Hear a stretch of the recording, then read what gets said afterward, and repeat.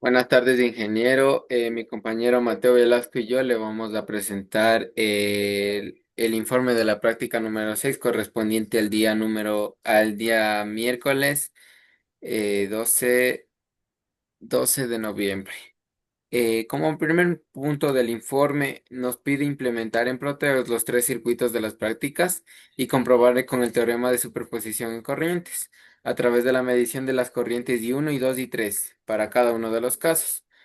Presente los resultados. Bueno, de la figura 1 nos dice que tenemos dos fuentes de voltaje, una con 4 voltios y una con 5 voltios. Y asimismo la resistencia 1, 2 y 3 tiene 10 ohmios, 100 ohmios, la resistencia 2 y la resistencia 3, 47 ohmios. Lo que poniendo los, los los amperímetros en serie, nos da que en la figura uno tenemos 57,2 miliamperios, lo que en la práctica nos dio 48 miliamperios. Eh, Tiene un poco de cambio, pero sí se nos acercó mucho a la práctica hecha en clase. La resistencia número 3 tenemos 72,9 miliamperios, lo que en la práctica nos dio 64,2 miliamperios y en la resistencia número 2 nos da 15,7 miliamperios, lo que en la práctica nos dio 15,17 miliamperios. Tiene un poco de cambio, pero es por los equipos que utilizamos en clase. Bueno, en la figura 2 utilizamos el teorema de superposición. Eliminamos una fuente y le hicimos como que si esto pasa un cable. Lo que, lo que, en, lo que midiendo las corrientes uno 2 y 3 nos da que en la resistencia uno la corriente uno tenemos 95,3 miliamperios y en en la resistencia 2 la corriente 2 30,5 miliamperios. Y corriente 3 es 64,8 miliamperios. En la figura 3 hicimos lo mismo que acá, pero en sentido contrario. Pusimos el voltaje 2, la fuente 2 con 5 voltios y eliminamos la de 4 voltios. Lo que nos dio como resultado de la corriente uno 38,1 miliamperios, la corriente 2 46,2 miliamperios y la corriente 3 8,10 miliamperios. A continuación, mi compañero.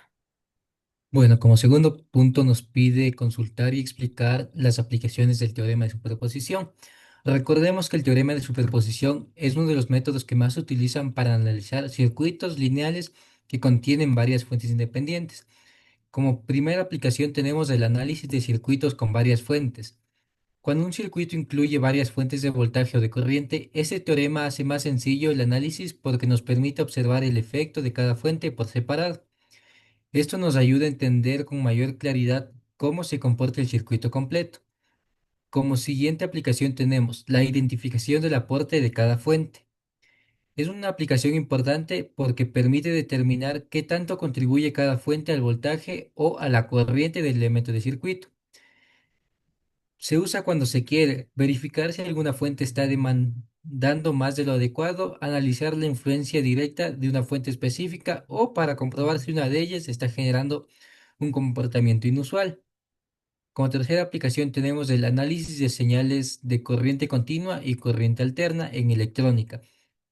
En electrónica lineal, la superposición nos ayuda a separar las respuestas del circuito cuando una señal alterna se encuentra superpuesta sobre una polarización de corriente continua. De este método podemos examinar por separado las respuestas de corriente directa y corriente continua, lo que nos facilita entender el funcionamiento de amplificadores y sistemas de pequeña señal. Como cuarta aplicación tenemos estudio de interferencias y acoplamientos. El teorema se utiliza para analizar situaciones donde los efectos de diferentes fuentes se combinan de manera no intuitiva. Permite detectar corrientes de retorno, identificar posibles interferencias o evaluar la estabilidad de un sistema en presencia de varias excitaciones simultáneas. Como último punto tenemos la verificación de resultados.